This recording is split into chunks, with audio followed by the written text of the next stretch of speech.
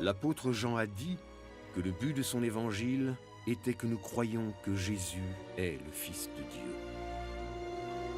En décrivant ces événements, Jean nous presse de croire et d'avoir confiance en Jésus, qui a payé pour nos péchés en mourant sur la croix. Car Dieu a tellement aimé le monde qu'il a donné son Fils unique pour que tout homme qui croit en lui ne meure pas, mais obtienne la vie éternelle. En vérité, je vous le dis, ceux qui entendent mes paroles et croient en celui qui m'a envoyé auront la vie éternelle. Et la vie éternelle consiste à te connaître, toi, le seul Dieu véritable, et à connaître Jésus-Christ, celui que tu as envoyé. Mais tout cela a été écrit dans le but que vous croyiez que Jésus est le Messie, le Fils de Dieu, et qu'à travers votre foi en lui, vous ayez la vie éternelle.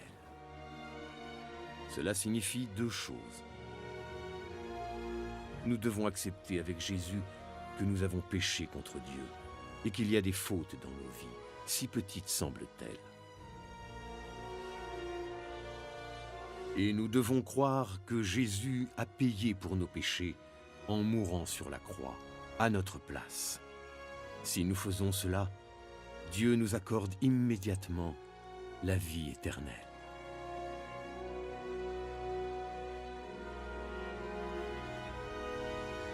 Quand l'apôtre Thomas fut confronté à cette réalité, il s'exclama « Mon Seigneur et mon Dieu ».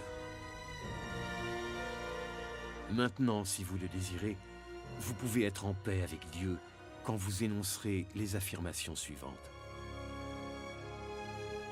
J'affirme avoir péché contre Dieu.